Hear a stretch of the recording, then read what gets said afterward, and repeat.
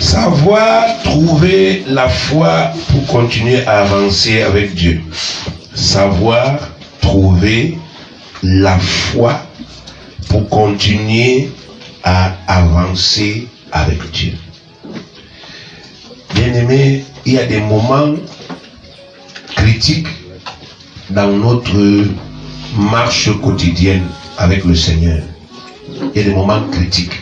Et ces moments critiques sont les moments là où notre foi est rudement mise à l'épreuve. Ce sont les moments où des mauvaises choses nous arrivent. Des choses, bien aimées, que nous n'aurions pas souhaitées. Mais ça nous arrive alors que nous sommes des enfants de Dieu. Des choses qui nous font du mal. Des choses qui nous frustrent. Ça nous arrive. Et parfois on a l'impression que le Seigneur ne nous aime pas. On fait des efforts, mais on est toujours là-dedans. Et au fur et à mesure que le temps passe, il y a un questionnement qui germe en nous. On commence à se poser la question de savoir, est-ce que je dois continuer à faire confiance à Dieu? Je pose cette question. Pourquoi je dois continuer à lui faire confiance? Alors que malgré tous les efforts que j'ai faits aujourd'hui, ma situation n'a pas changé. Il a dit de faire telle chose, j'ai fait. Peut-être que je n'ai pas fait ça parfaitement, mais j'ai fait. Il a dit de prier comme ça, j'ai prié. Il m'a dit de faire tel sacrifice, j'ai fait. Mais pourquoi jusqu'à présent rien ne change? Est-ce que je dois continuer malgré tout à lui faire confiance? Qu'est-ce qui me prouve que je ne suis pas en train de perdre mon temps en espérant un miracle qui ne viendra peut-être jamais? Peut-être que je suis en train de rêver que des choses vont changer, alors qu'en réalité, Dieu, lui, il a déjà arrêté là-bas, n'est-ce pas, dans sa tête, dans sa pensée et dans son plan, que moi, si rien ne va changer. Donc, il y a des questions pareilles qui germent en nous à des moments critiques de notre marche. Et quand ces questions-là, bien aimées, germent, si nous ne trouvons pas des réponses appropriées, amen, il est fort probable que nous sombrions dans une profonde tristesse, que nous soyons grandement découragés et que finalement nous nous lassions de croire les promesses de qui? De Dieu. Quand Satan, le diable, commence à s'appuyer sur tout le mal, toutes les injustices, toutes les souffrances qu'il nous inflige, quand il commence à appuyer dessus pour nous amener dans ce champ-là, le champ du questionnement-là, si on ne fait pas attention, bien aimé, on va s'attrister. On va même s'aigrir. On va même se fâcher dans nos cœurs contre qui? Contre Dieu. Et on va se lasser de croire en ses promesses. Et Satan aura gagné. Parce que la Bible dit dans Hébreux 10, 38, et mon juste vivra par sa foi. Mais s'il se retire, mon âme ne prend point plaisir en lui. Donc, si un fils de Dieu cesse de vivre par la foi, il devient désagréable. Au sens propre du terme, il devient désagréable à Dieu. Il devient comme une nourriture qui est avariée. Dieu ne peut plus prendre de plaisir en lui parce qu'il a cessé de faire confiance en qui? En Dieu. Donc ces questions-là, bien aimés, Satan ne nous amène pas dedans pour rien. Il travaille d'abord à nous faire du mal. Il travaille à faire du mal à nos familles. Il travaille à faire du mal à nos entreprises. Et il s'appuie donc sur ce mal-là pour faire germer ce questionnement en nous. Il sait que nous nous efforçons de mener une vie de foi, avec le Seigneur. Il sait que nous croyons en Dieu. Il sait que nous avons mis en Dieu notre espoir. Il sait que nous avons mis notre confiance au Seigneur. Et il sait depuis combien de temps nous soupirons après une bénédiction, mais nous n'avons pas vu. Il s'appuie donc sur tous ces ingrédients, tous ces éléments-là pour introduire ce doute en nous. Et si nous ne pouvons pas faire face à ça, nous tombons. C'est pourquoi il est indispensable et crucial que nous puissions rapidement trouver des réponses appropriées à ces questions. Des réponses qui vont nous rassurer et nous convaincre de continuer à faire entièrement confiance au Seigneur et qui vont nous donner toute la foi nécessaire pour attendre patiemment dans une joie réelle qu'il accomplisse envers nous toutes les grandes promesses qu'il reconnaît qu'il nous a faites. Donc, les réponses là doivent nous rassurer. Et il est indispensable dans ce genre de situation. Tu dois trouver des réponses. Des réponses qui vont te rassurer, toi. Des réponses qui vont te dire, non, écoute, ne te trouble pas. Ça va aller. Dieu va réellement accomplir dans ta vie ce qu'il a promis. Si tu n'arrives pas à trouver ces réponses-là, eh bien, tu seras, n'est-ce pas, dans le doute. Et quand un homme est dans le doute, et en même temps il est dans la difficulté, il opte toujours pour des solutions humaines. Il cherche des voies et des moyens qui sont à son niveau. Et c'est comme ça que, bien aimé, les croyants parviennent souvent à s'écarter du plan de Dieu.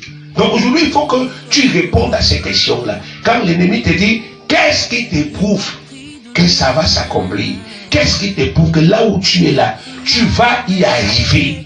Qu'est-ce qui te prouve que Dieu va faire le miracle là? Il faut que tu aies des réponses. Tu dois lui dire, ceci, la chose-ci là, me prouve que Dieu fera. Amen. Parce que l'attente d'un juste doit être comment?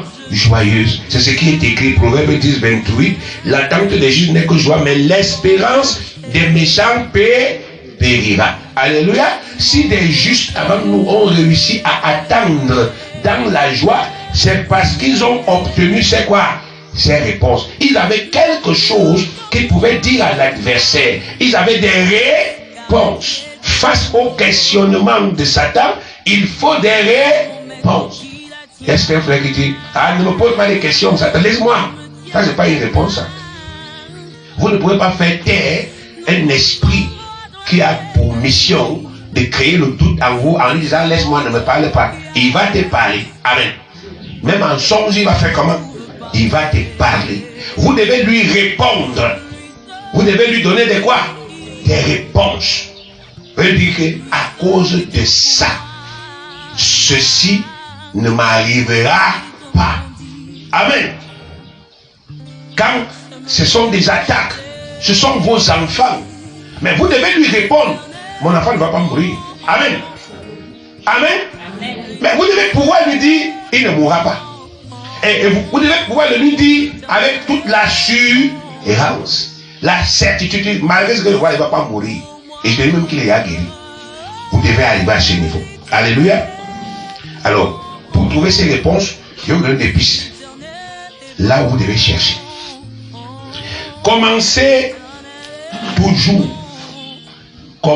toujours par relever tous les faits que Dieu a déjà réellement accomplis dans vos vies.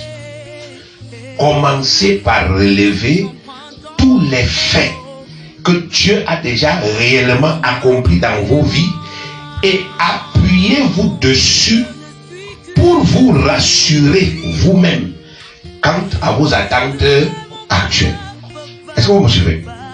C'est-à-dire, vous avez dans vos vies des faits indubitables, des choses que Dieu a faites. Vous savez que Dieu les a faites parce que vous le lui avez demandé.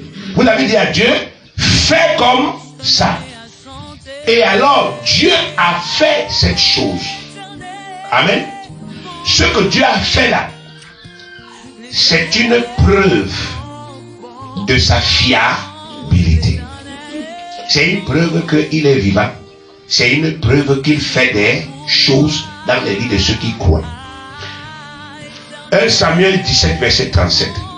1 Samuel, chapitre 17, verset 37. Il s'agit ici de l'exemple du roi David. Voici comment David a fait pour avoir de l'assurance devant Goliath. Il y avait un défi. Goliath était un homme qui avait, je ne sais pas où, c'est 3 mètres, ou c'est combien. Il était debout. Et David devait combattre Goliath. Voilà donc comment David a fait pour avoir de l'assurance. 1 Samuel 17, verset 37. David dit encore: l'Éternel qui m'a délivré de la griffe du lion et de la patte de l'ours me délivrera aussi de la main de ce Philistin. Et Saül dit à David: va et que l'Éternel soit avec toi. Ouais, bien aimé, qu'est-ce que ça va dire? David relève des faits. Des quoi? Des faits.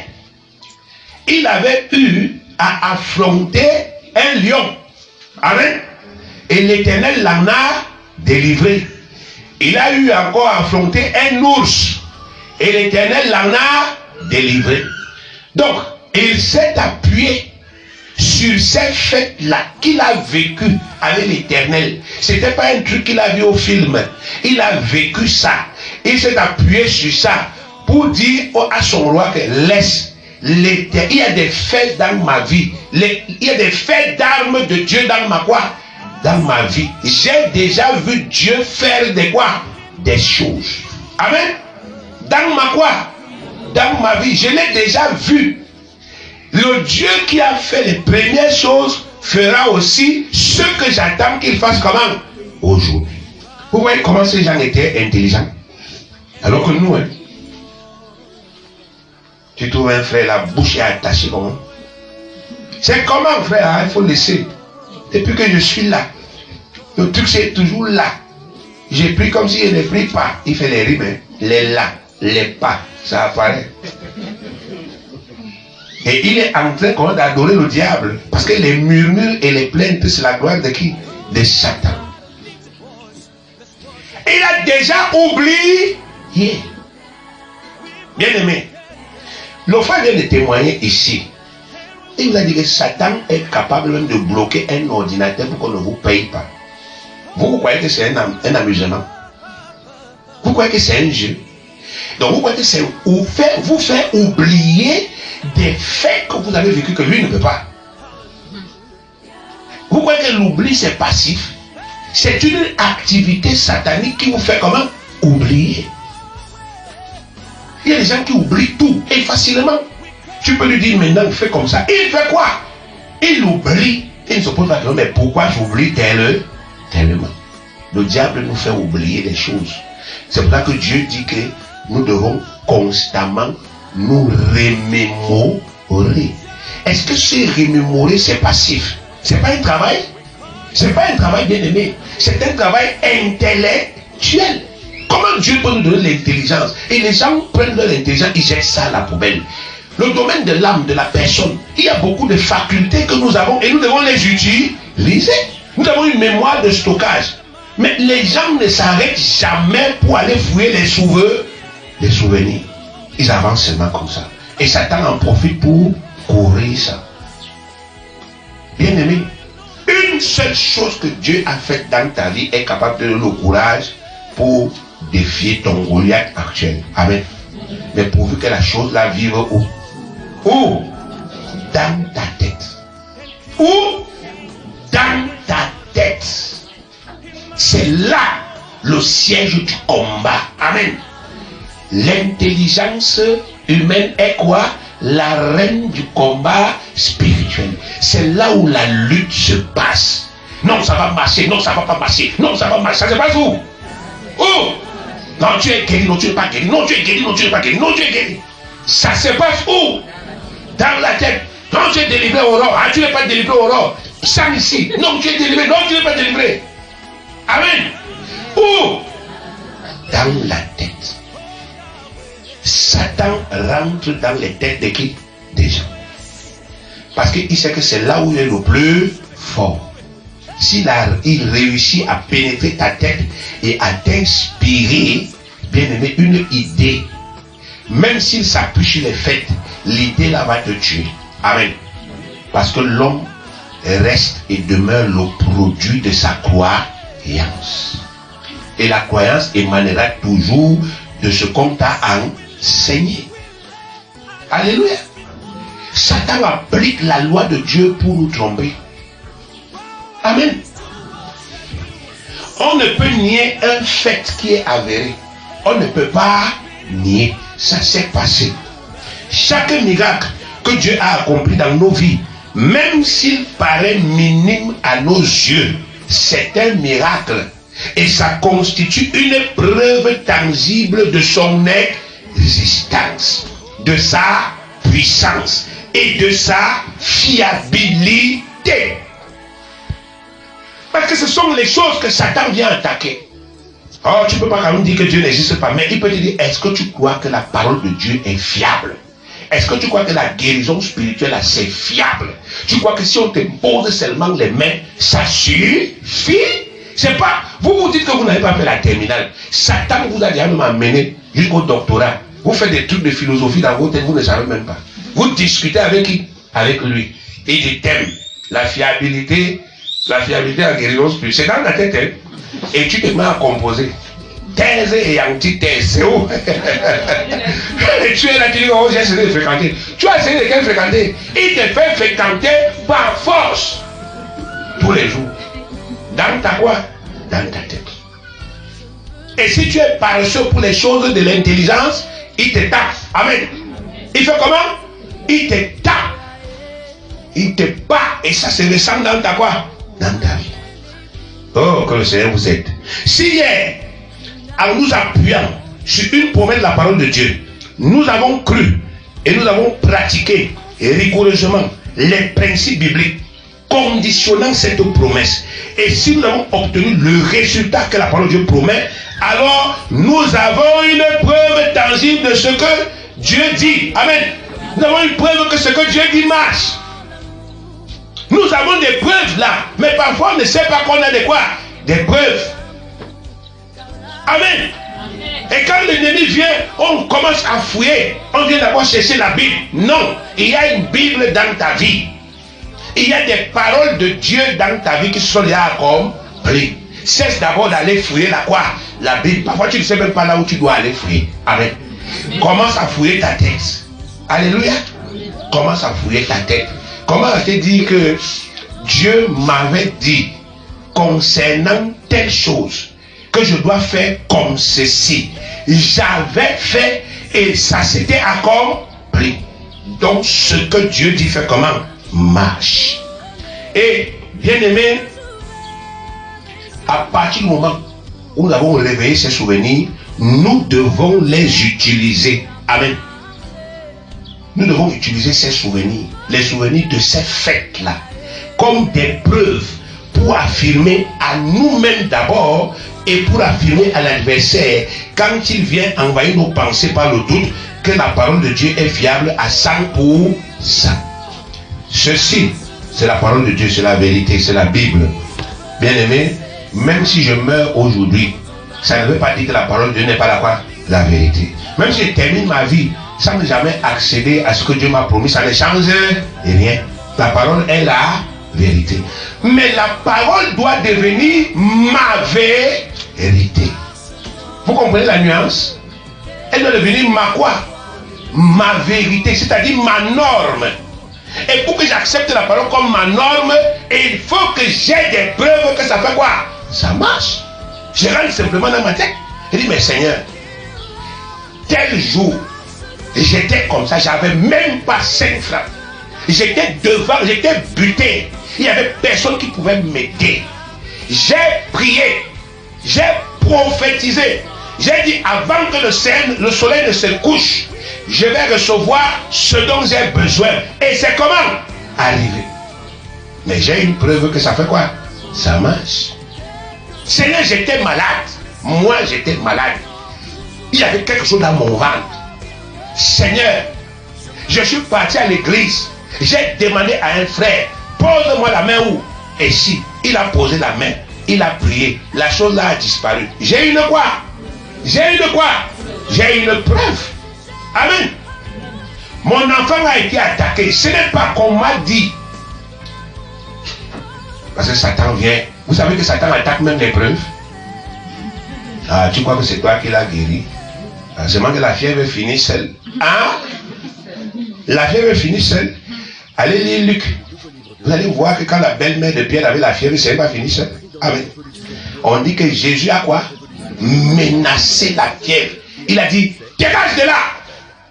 Et la fièvre est quittée. Donc la fièvre avait les quoi? Les oreilles, ça comprenait.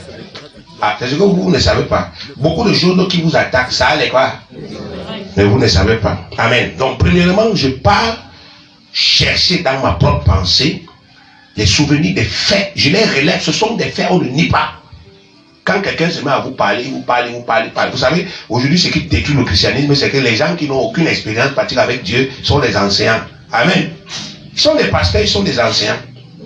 Un gars te dit, oh, Jésus guérit. Amen. Jésus est puissant.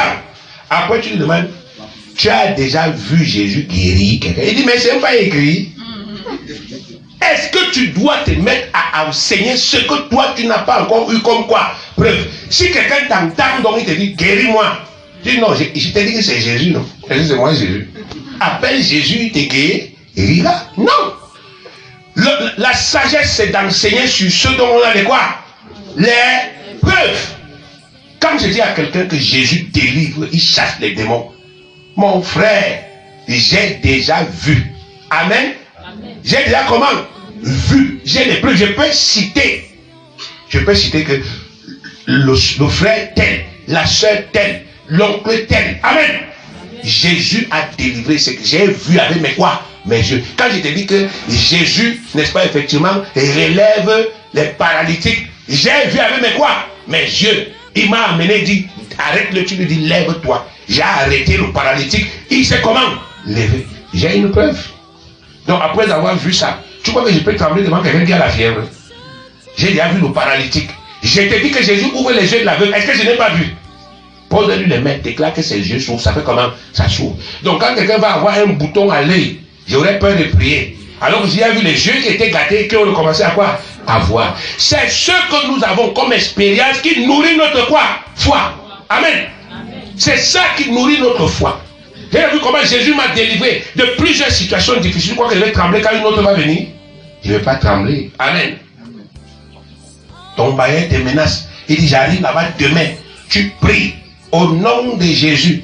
Je déclare que Seigneur, les chiens du quartier sortent. Ça le poursuit. Ça le mord. Comme il a dit de vouloir me chasser là. Ton bailleur sort. Les chiens le mordent. Et lui, il avait dit, comment je vais sortir pour éviter de donner mon argent? Les chiens me poursuivent. Pardon. Excuse-moi. Tu n'as pas encore vu Jésus. Tu ne viens pas de voir que tu as demandé quelque chose, ça s'est accompli. C'est par là-bas qu'il faut commencer. Tu as eu un problème. Ça fait 7 ans. Amen. Tu as un problème de 7 ans. Un jour, tu rencontres Jésus, ça fait quoi? Ça finit. Et ça disparaît de ta tête. C'est là la première erreur que tu commets. Amen. 2.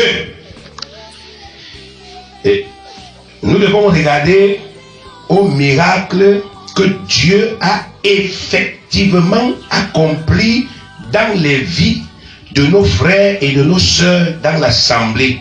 Et nous devons nous servir de ce témoignage pour continuer à croire à notre propre miracle. Nous devons regarder au miracle que Dieu a accompli dans les vies des gens que nous connaissons. Amen. Nous connaissons les gens. Nous vivons avec ces gens. Et on a vu que tel frère, il est venu comme ça, il a eu un miracle. Il n'a pas eu le miracle là pour lui seul. Il a eu ce miracle là pour t'aider à consolider ta foi. Il est un témoin pour toi. Il est un messager ou un message. Il est en train de dire, ta part de miracle est aussi possible. Amen. Il y a tout autour de nous des frères et des sœurs qui ont été puissamment guéris, délivrés ou élevés par le Seigneur. Nous les connaissons bien. Ce n'est pas les gens qu'on voit à la télé. Pas parce que si vous faites seulement, vous vous fiez seulement à ce que les gens qu'on voit à la télé, vous ne les connaissez pas, Satan peut le mettre en question. Il te dit seulement, bon, il a dit là que Dieu l'a délivré. Tu le connais. Tu le connais. C'est comme ça que vous croyez en tout. Amen. Mais est-ce qu'il peut te dire ça de la personne avec laquelle tu vis tous les jours? Est-ce qu'il peut demander, tu le connais? Dis, je ne le connais pas comment. Il s'appelle tel. Amen. Nous les connaissons bien. Nous connaissons leurs histoires. Nous connaissons leurs problèmes. Et nous avons été témoins de leur combat et de leur délivrance. Donc, nous ne pouvons pas nier ces faits. On ne peut pas quoi? Nier ces faits. Au contraire, ils doivent nourrir notre foi et nous aider à continuer à croire les promesses de Dieu dans les moments de doute. Et je vais vous montrer un exemple. Parce que Dieu vous enseigne des clés. Souvent, nous, on vous a déjà enseigné des clés ici, on ne sait même pas si vous avez compris. Je vais vous montrer là où Dieu lui-même il demande à quelqu'un d'appliquer cette clé à travers un ange. Amen. Dieu lui-même dit à quelqu'un que regarde au miracle que j'ai déjà accompli dans ta famille et crois. C'est dans quel récit? Il dit ça à quelqu'un. Il dit à quelqu'un que regarde le miracle que j'ai déjà fait dans ta famille et fais comment? Crois. Luc, chapitre 30. Chapitre 1, pardon, du verset 30 au verset 27. Luc, chapitre 1, du verset 30 au verset 27. Il s'agit du jour où l'ange Gabriel est venu dire à Marie qu'elle va concevoir. Et Marie a commencé à nier. Elle a commencé à discuter. Lisons. L'ange lui dit, ne crains point. Donc elle avait aussi peur. Amen. Amen. Ok. Je voudrais vous montrer, parce que dans la Bible, il y a beaucoup d'informations dans les récits que nous lisons. Il y a des églises qui ont pris Marie aujourd'hui, là, on nommait Dieu. Mais Dieu vous dit ici qu'elle avait peur. Amen. Car tu as été trouvé, car tu as trouvé grâce. Tu as trouvé quoi? Grâce. Grâce veut dire quoi? Faveur imméritée. Donc Dieu dit qu'il a fait une faveur à qui? À Marie. Et les gens vous disent aujourd'hui, adorez-la. Alors que Dieu lui dit que non, c'est une faveur. Car tu as trouvé grâce devant Dieu. Et voici, tu deviendras enceinte. Et tu enfanteras un fils. Et tu lui donneras le nom de Jésus. Il sera grand et sera appelé fils du Très-Haut. Et le Seigneur Dieu lui donnera le trône de David son père. Il régnera sur la maison de Jacob éternellement. Et son règne n'aura point de fin. Amen. Une prophétie pareille. Vous imaginez, vous êtes assise là, chez vous. Un ange vous apparaît. Non, c'est que vous avez la crise cardiaque du coup. Et l'ange va vous ressusciter. Tu meurs, pourquoi je suis venu apporter le bonheur? Eh, pardon, ne me touche pas. Au nom de Jésus. Aujourd'hui, on n'est plus prêt à avoir les anges. On n'est plus prêt à avoir des messagers de qui? De Dieu. Amen. Je vous ai raconté cette histoire d'un homme, un frère.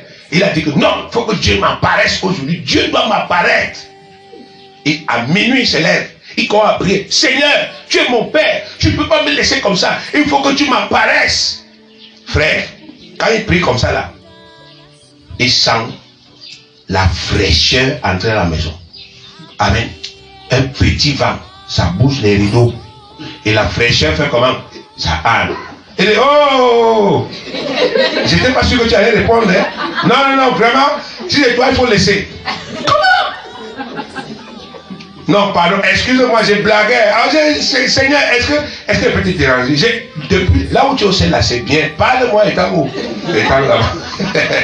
Ouais. Quelqu'un pas signé, il dit à Dieu apparaît-moi. Quand Dieu commence donc à lui apparaître, c'est lui qui dit, hey, c'est sérieux, il m'apparaît ici. Si je meurs, je fais alors comment? Amen. Donc aujourd'hui, nous ne sommes plus préparés parce qu'on s'est progressivement éloigné des choses de qui? De Dieu. Il est notre Père. Je dis, papa, c'est quoi? Je veux te voir. Il va t'apparaître sous une forme, il sait que tu peux supporter. Il dit, moi voici, il y a quoi mon fils? Non, je voulais seulement te voir. Donc comment quelqu'un laisse envoie son Père? Amen. Il dit, ok, sache que je suis là, même si tu ne me vois pas. Amen. Alors, l'ange parle à Marie.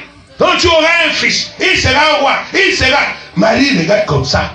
Est-ce que vous savez ce qui se passe dans la tête de Marie? Et je suis vierge. Les vierges accouchent comment?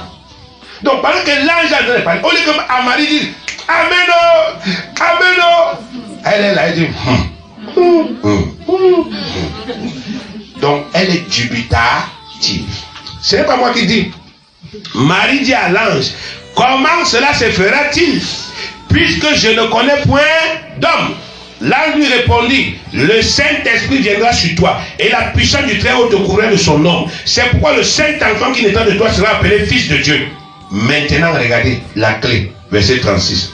Voici, Élisabeth, ta parente, a conçu elle aussi un fils en sa vieillesse. Et celle qui était appelée stérile est dans son 6e mois, car rien n'est impossible à Dieu. Et c'est après ça que Marie donne son accord. Marie dit, je suis la servante du Seigneur, qu'il me soit fait selon ta parole. Et là, la quitta. Qu'est-ce qui a amené Marie à quoi? Le témoignage d'Élisabeth. L'ange a choisi quelqu'un dans la famille de Marie. Marie connaissait qu'Élisabeth était comment? Stérile. Et l'ange lui dit, vous l'appelez même déjà la quoi? La stérile. Elle a 6 mois. Combien? 6 mois. Élisabeth, oui, si tu ne veux pas vérifier. Elle dit, je n'ai pas pu vérifier. Je crois aussi. Amen. Amen. Amen. Donc, il utilise le témoignage de quelqu'un de la famille de Marie pour amener Marie à une pleine quoi? Conviction. Donc, nous aussi, on doit pouvoir utiliser les miracles que Dieu fait autour de nous pour nourrir notre quoi? Notre foi. Amen. Les gens viennent de témoigner là. Tu dois utiliser ça. Tu dois utiliser. Pourquoi tu es à l'église quand il parle? Pourquoi tu étais là le jour où il témoigne? Est-ce que Dieu parle pour ne rien dire? Il parle pour te donner un message. Il te dit, regarde ce que j'ai fait dans la vie de ton frère. Et crois aussi pour qui?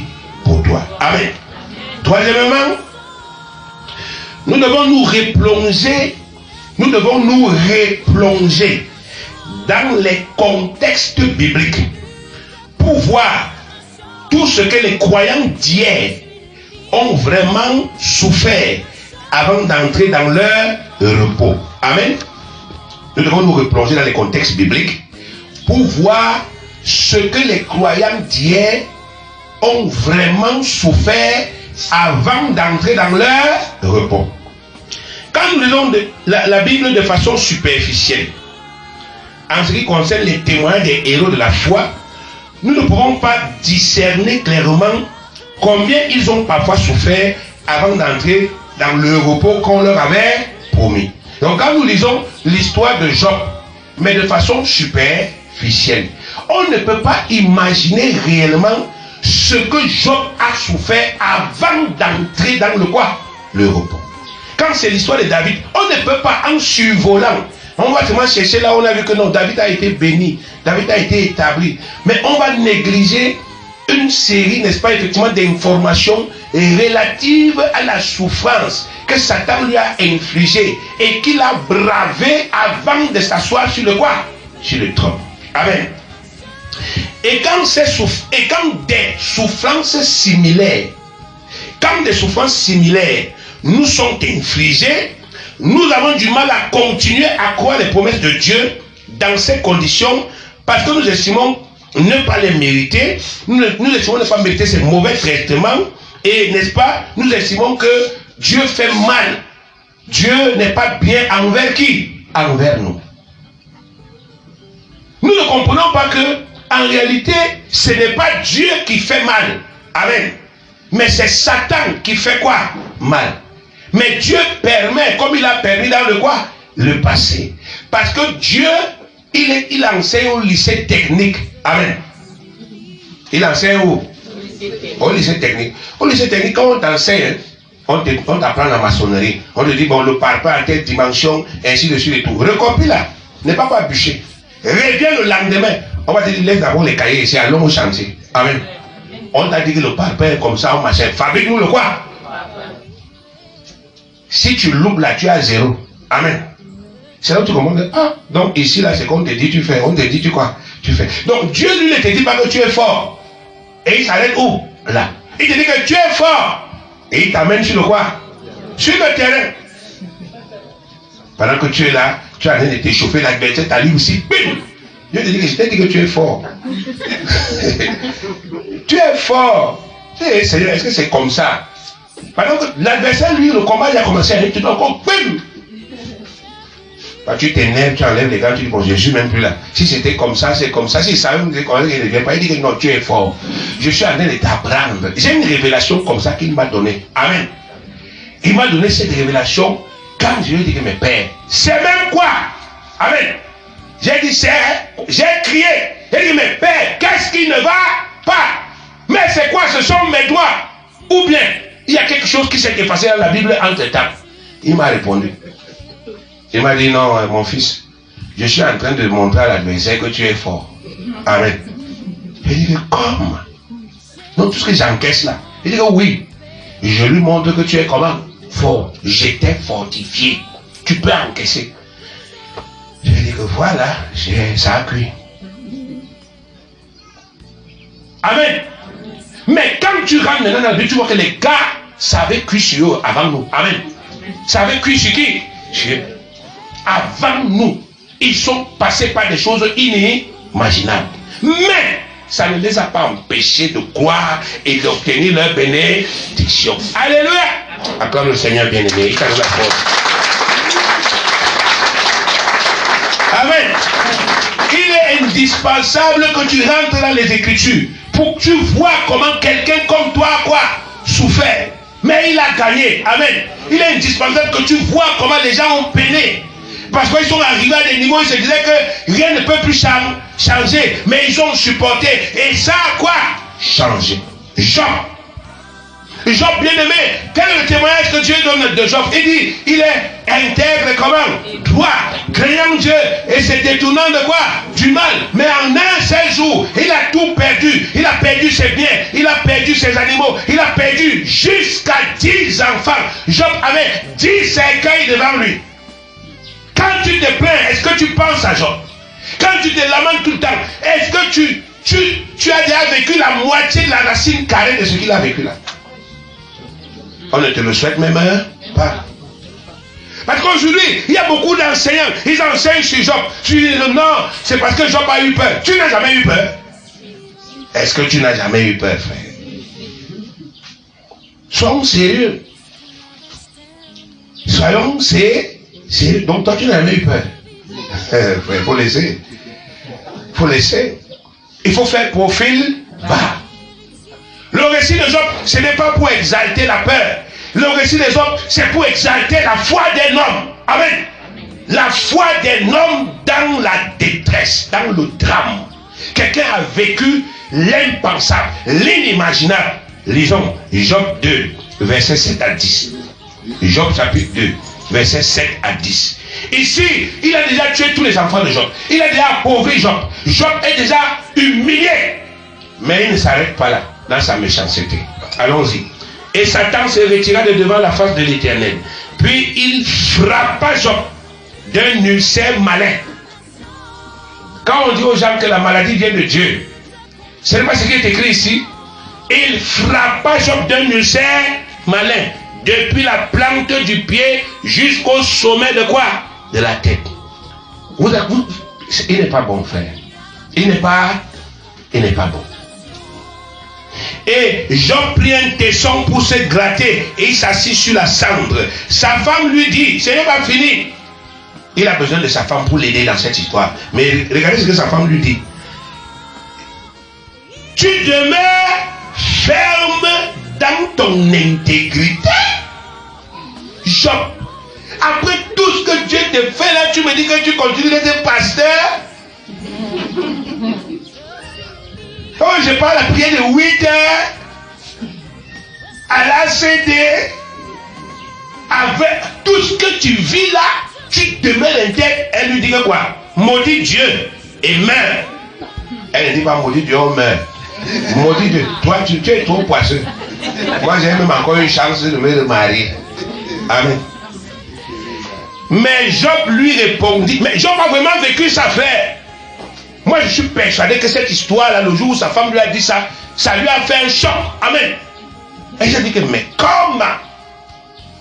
Donc tu es si insensé que ça. Moi je me dis que effectivement j'ai un soutien. Parce que Job était un sacrificateur. Hein? Amen.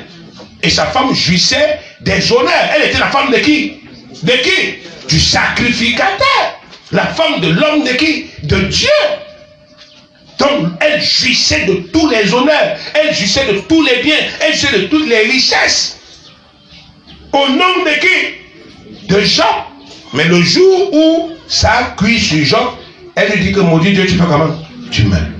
Une manière lui dit que moi je ne suis pas avec toi dans ta foi là. Amen. Mais vous imaginez un choc pareil? C'est terrible. Et qu'est-ce que Job lui a dit? Verset 10. Mais Job lui répondit, tu parles comme une femme comment? Insensée. Il est même doux.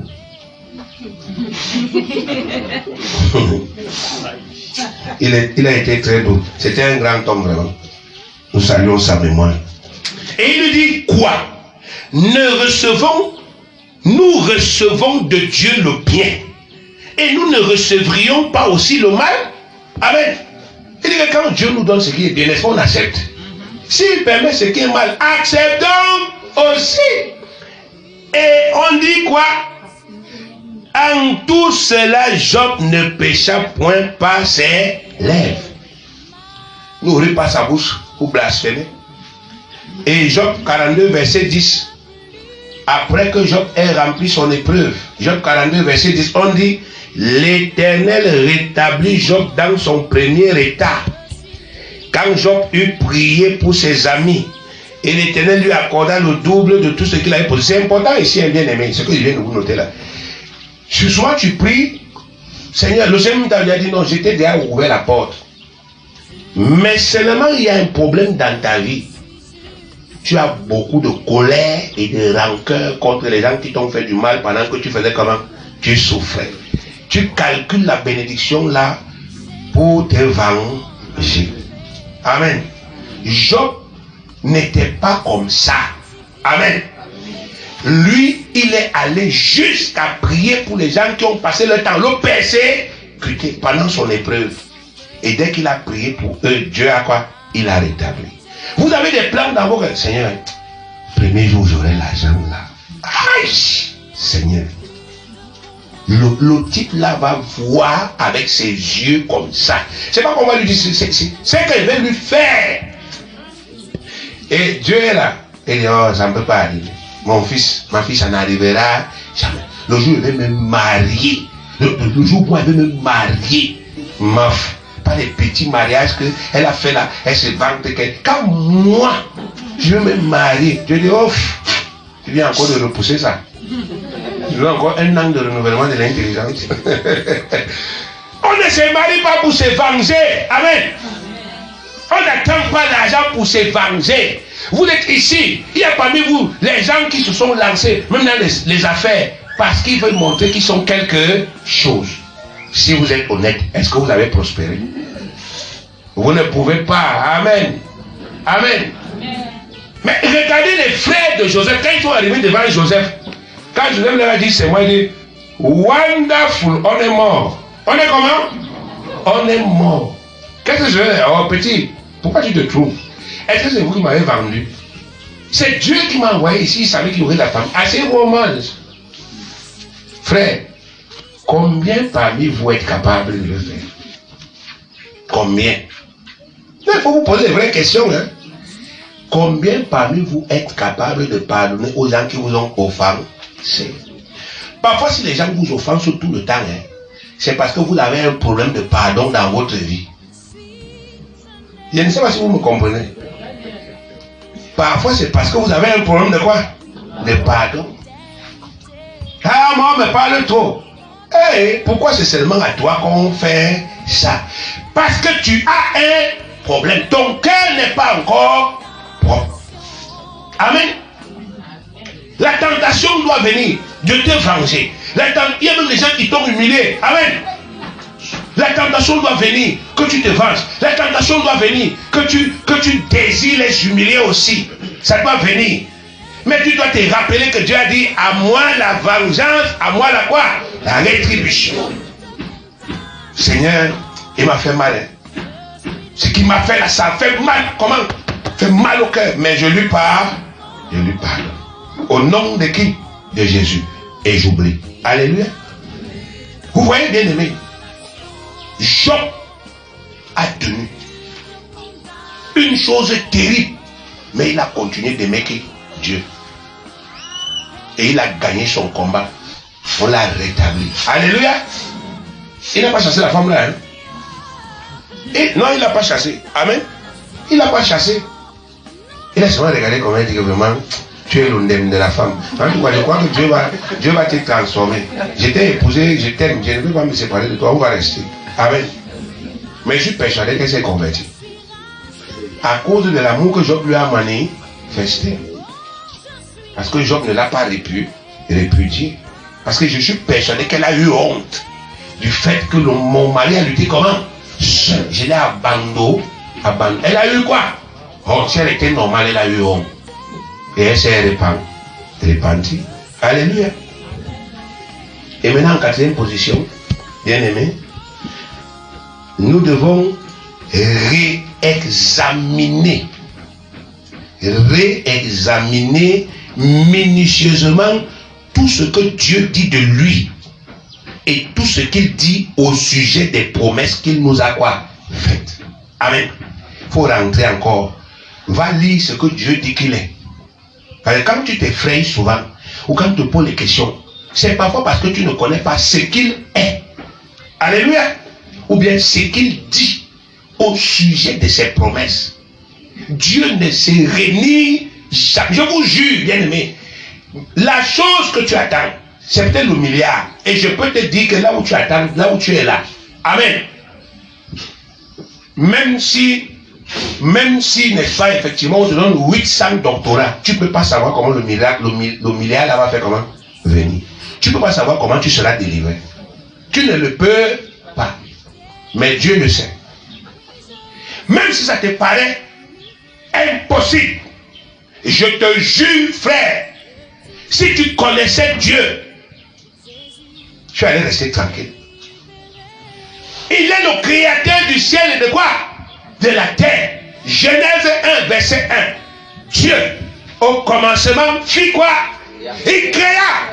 Il a mené en existence les cieux et la terre. Donc, quand tu commences à discuter avec lui, assieds-toi souvent, va poser tes fesses, tu t'assois, tu regardes les arbres, tu regardes les herbes, tu regardes le soleil, tu regardes la lune, tu regardes les planètes, tu regardes la terre, tu regardes la poussière, tu regardes les animaux, tu regardes ton corps, tu regardes tes yeux, tu regardes ton nez. Et si tu peux nous expliquer comment le nez sent, comment les yeux... Il a posé une question à quelqu'un. Si tu peux m'expliquer comment l'eau se forme dans le ventre de la femme quand elle est enceinte, explique-moi. Amen. Parce que les femmes sont là. La poche des os. Tu as une poche des os dans ton corps? Non, je te demande, tu as une poche des os. C'est où? Mais dès qu'un enfant fœtus descend là-bas, paf, une poche de quoi? Des os se forment. Tu passes au robinet, tu dis que mettez-moi un truc si vous injectez l'eau dedans. Non. Il te dit, je forme ça dans le sein de la femme. Si tu peux expliquer comment est-ce que une cellule invisible féconde une autre cellule et après ça se développe, ça donne le nez, ça donne les yeux, ça donne la bouche. Il faut lui parler du comment. Si tu avais collaboré avec lui, quand il créait tout ça au commencement, tu avais dit non Dieu, où c'est la poussière, hein? Ajoute encore un peu la silice ici. Si tu avais travaillé comme ça, pose-lui les questions que comment tu fais tes choses. Mais si tu n'as pas travaillé, tais-toi. Amen. Tais-toi. Ferme ta bouche devant Dieu. Il s'appelle Dieu. Ne t'occupe pas des gens, bien-aimés. Vous passez votre temps à chercher que les gens, n'est-ce pas, vous comprennent. J'en ai rien à foutre. Je ne suis pas là pour perdre mon temps. Quand je pars prêcher, je dis Dieu guérit. Non, écoutez, je ne suis pas venu discuter. Je ne suis pas là pour une raison de morale. Si vous croyez, on prie. Si vous ne croyez pas, je fais le pied comment? Je pars. Je ne suis pas là dans les débats. Dieu élève. Il fait comment? Il dit, j'élève les rois. Toi, tu as envie qu'on te nomme chef de quartier. Et lui, il élève les rois. Et tu nous fais jeûner ici. Hein? Lui, il te dit que j'élève les quoi? Les rois. Et je fais comment? Je les abaisse. J'élève et je fais quoi? J'abaisse. Il a élevé Nebuchadnezzar. Nebuchadnezzar est devenu le patron du monde. Vous lisez pas l'histoire? L'empire babylonien a régné sur le monde comment? Entier. Mais quand n'est-ce pas, effectivement, Nebuchadnezzar a commencé à se glorifier, il a dit que tu seras fou pendant 7 ans. Amen. Et tu sauras que ta royauté vient de qui? De moi. Et Nebuchadnezzar est devenu comment? Fou. Pendant 7 ans, il a dit que tu vas manger comme les bœufs. Donc chaque matin, on conduisait Nebuchadnezzar au pâturage. Il broutait. Et on le ramène le soir. Il est roi. 7 ans de folie. Quand c'est fini, il a retrouvé la lucidité. Première parole. Oh, c'est toi qui es Dieu. Toi. Il n'y a pas un autre Dieu sur quoi? Sur la terre. Amen. Il est le Dieu créateur. Même s'il manque quelque chose dans ton corps, il est capable de faire comment? De créer. C'est lui qui avait d'abord créé. Ne lui pose plus les questions comment. Je vous ai rendu ce témoignage. J'étais à Saint-Mélima. J'ai un de mes enfants en Christ là-bas qui est médecin. Amen. Il est comment? Il est médecin. La dernière fois que j'étais à Saint-Mélima, qu'est-ce qu'il m'a dit? Il m'a dit, Dieu fait des choses terribles. Une femme est venue me voir ici à l'hôpital parce qu'il est chirurgien. Elle m'a dit de l'opérer et de lui enlever l'utérus parce qu'elle avait les myomes ou les fibromes, je ne sais pas quoi. Il a dit à la femme, mais je peux opérer et j'enlève les fibromes. Elle dit, non, je ne veux pas quelque chose qui est gâté. Enlève, Dieu va remplacer. Il dit, hein? Vous êtes certainement, il dit que j'étais dit d'enlever. Dieu va remplacer. Il lui a fait l'ablation de l'utérus. Amen. Après la guérison de la plaie, 2 semaines après, elle est venue faire l'échographie avec un nouvel utérus neuf dedans. Il a vu. Amen. Et il pouvait expliquer ça. Amen. Voilà, c'est un médecin qui te rend témoin. Il te dit ce que Dieu a fait. Voilà, si quelqu'un a un bouton à la peau, frère, toutes les huiles sont déjà passées. L'huile de citron, l'huile d'avocat. Il y a des gens ici qui pouvaient être marabouts, facilement. Tout passe. Quelqu'un ne peut pas s'arrêter et dire que Père, au nom de Jésus, toi tu disparais. Et il reste là, il ne bouge pas. Il y a un truc qu'on lui dit que c'est ici. Dans le corps de qui, frère? Le corps de qui? Je peux même mourir. Je sais Dieu, je porte. L'apôtre Pierre a dit ce que j'ai où? À moi. La maladie fait quoi dans mon corps, frère? La maladie. Donc, en plus de me créer les problèmes, il me donne encore la maladie. Et moi, j'accepte. Non, il faut le laisser, frère. Faut laisser. L'autre là, je ne peux pas permettre. Même si je suis dans la galère, laisse-moi vivre la galère dans la santé. Amen. Amen. Je n'accepte pas. Dites ce que vous voulez, criez comme vous. Traitez-moi de tous les noms. Je ne suis pas sur la terre pour prouver à quelqu'un que j'ai la foi. Je suis sur la terre pour vivre ma quoi? Ma vie avec Dieu. Un point, un trait. Je ne cherche pas ce qu'on mette mon nom dans la Bible. Alléluia. La Bible est complète. Nombre 23, verset 19. Dieu n'est point un homme pour quoi? Mentir. Ni fils d'un homme pour se repentir. Mais mon frère, là où tu es là, même ça fait 7 ans que Dieu t'a parlé, il ne s'est jamais repenti. Même si ce n'est pas arrivé, il dit que je ne me repens jamais. Avant de parler, j'ai pesé ce que j'avais à te dire. Je t'ai dit que je ferais comme ça. La parole là est toujours devant moi. Quand tu vas croire, je vais faire. Amen. Il ne se répand pas. Ne parle pas de ta promesse que tu crois qu'il a déjà annulé ça au ciel. Il ne se répand jamais. 1 Roi 8, 56. Béni soit l'Éternel qui a donné du repos à son peuple d'Israël, selon toutes ses promesses, de toutes les bonnes paroles qu'il avait prononcées par Moïse, son serviteur. Aucune n'est restée sans quoi? Sans effet. De quoi? Toutes les bonnes paroles, toutes. Il n'a pas pris certaines, il a laissé d'autres. Il a accompli tout. Et son peuple s'est comment? Reposé. C'est valable pour toi. Psaume 86, verset 15. Mais toi, Seigneur, tu es un Dieu miséricordieux et compatissant, lent à la colère, riche en bonté et en fidélité. Il est comment? Lent à la colère. Riche en quoi? En bonté et en fidélité. Souvent tu te dis, non, j'ai trop péché, je l'ai trop tenté. Si lui demande verser, il ne va pas me donner. Il dit, non, moi je suis lent à la colère. Je suis riche en quoi? En bonté, pas en chicheté. Souvent, quand tu te retrouves même dans cette histoire, quand tu dis Père, vraiment bénis-moi, alors il te dit prends le double. Une manière de t'encourager. Mais toi tu n'y crois peut-être pas. Ésaïe 44, verset 24. Ainsi parle l'Éternel, ton Rédempteur. Il dit qu'il est quoi? Ton Rédempteur, celui qui te rachète. Mais pourquoi vous allez? Il faut dire, comme n'est-ce pas la sœur des témoins, adressez-vous à lui. Tu dis que moi je ne t'ai jamais appelé, c'est toi qui es venu me trouver. Tu as dit que tu es mon Rédempteur. Et rachète-moi aussi dans cette situation. Amen. Celui qui t'a formé dès ta naissance. Moi l'Éternel, j'ai fait toutes choses. Seul j'ai déployé les cieux. Seul j'ai étendu quoi? La terre. Il m'a été dit, petit, ne casse pas les pieds avec tes petits problèmes. Seul j'ai étendu les quoi? les cieux, seul j'ai déployé la terre. Seul je suffis pour régler tes problèmes. Romains 4, verset 17. Il est notre Père devant celui auquel il a cru. Dieu qui donne la vie aux morts et qui appelle les choses qui ne sont point comme si elles étaient. Alléluia.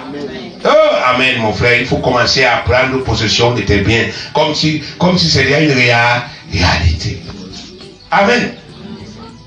Romains 10, 11. Selon ce que dit l'Écriture, quiconque croit en lui ne sera point comment? Confus. Quiconque, même toi. Et enfin, Hébreux 11, 6. Or, sans la foi, il est impossible de lui être agréable. Car il faut que celui qui s'approche de Dieu croit que Dieu est le punisseur de ceux qui croient. C'est ça? Croire que Dieu existe et qu'il est le quoi? Rémunérateur de ceux qui le recherchent. Quand vous le recherchez, il va vous rémunérer. Amen. C'est incroyable. Pourquoi on a laissé Satan entrer dans nos cœurs? Pourquoi on est comme ça, frère? Pourquoi on a la plus grande opportunité d'être riche pour rien? Mais pourquoi on laisse ça? Voilà la Bible dit que mon fils, je suis le rémunérateur de quoi? De ta foi. Ma fille, je suis là pour récompenser tes efforts. Tu ne peux pas te mettre à prier. Tu ne peux pas prendre une semaine de prière et rien ne fait quoi? Ne change. C'est pas possible. Il a dit, tu me prieras, je t'exaucerai. Alors, si nous faisons ce travail, ces 4 points, minutieusement, méticuleusement, rigoureusement, et surtout avec une très grande honnêteté, nous aurons toutes les réponses à ces questions diaboliques dont le but est de nous inciter à tout laisser tomber. Et fort de toutes ces réponses, nous pourrons naturellement continuer à demeurer fermes dans notre foi et à attendre joyeusement et patiemment l'accomplissement des promesses que Dieu nous a faites, en confessant courageusement leur réalisation avant même qu'elles soient quand même visibles. Si tu fais ce travail-là, tu auras des réponses à donner à qui? À Satan. Parce que si vous étudiez les tentations, la tentation est progressive. Quand tu réponds à une question, il te pose une deuxième. Amen. Si tu as toutes les réponses, il a fait avec Jésus, non? Jésus avait les quoi? Les réponses. Et on dit que qu'est-ce qui s'est passé? Quand Jésus a bien répondu, qu'est-ce qui s'est passé? On dit il le laissa. Amen. Il ne vous a pas laissé encore parce que vous n'avez pas encore répondu. Alléluia. Vous verrez à l'église. Chassons que l'Éternel est Dieu. Il est le roi, il est bon. Vous chantez, vous dansez, les maîtres de l'animation. Amen. Et dès que vous sortez de là, la pratique de il est roi, il est bon, là on ne voit plus. On voit la manifestation de l'incrédulité, la manifestation de sa petitesse, les projets d'un enfant de Dieu. Il faut que je construise vite d'abord ma chambre avec mon WC, parce qu'on ne sait jamais. La vie devient de plus en plus dure. Parce que, frère, je ne construis pas une chambre. Amen. Amen. David n'a jamais poursuivi les maisons. La première fois qu'on lui a construit une maison, c'était un roi. Amen. Un roi est venu lui construire la maison. Dieu a dit à un roi, j'ai élevé David, c'est lui le roi en Israël. Tu sais qu'il est fort. Si tu veux qu'il te protège, va d'abord lui faire vite les cadeaux. Amen. Et un autre roi est venu flatter qui? David. Non, je suis venu te construire un palais. Il est sorti, il dormait dans les brousses, il dormait dans les herbes. Amen. Et il est entré dans un quoi? Dans un palais, il y a encore de l'espace pour construire des palais. Amen. Amen. Sur la terre. Laissez-moi s'asseoir même comme ça, ça va. Ne me racontez pas que j'ai sacrifié toute ma vie pour, n'est-ce pas, après 28 ans avec le Seigneur, je vais même construire une chambre. Par rapport à quoi? Vous-même, quand vous prenez votre retraite, après 30 ans de service, c'est une chambre, vous entrez dans une chambre. Maintenant, il faut laisser. Dieu est fidèle. Il paye ses serviteurs. Il est fait comment? Il les paye. Il y a ma maison, mon palais, là, il connaît les plans dans ma tête. Amen. Il connaît. Donc, on ne me raconte pas d'histoire. Je crois en mon Dieu. J'ai décidé de croire en lui. Je ne discute avec pas la foi. Quand tu n'es plus dans cette logique-là, on n'est plus comment? Ensemble. Parce que tu seras une pierre d'achoppement. Que Dieu vous bénisse. Hébreux 10, 23. Retenons fermement la profession de notre espérance. Car celui qui a fait la promesse est fidèle. Dans notre version, il était. C'est mon maître qui la tient. Quand il me tient.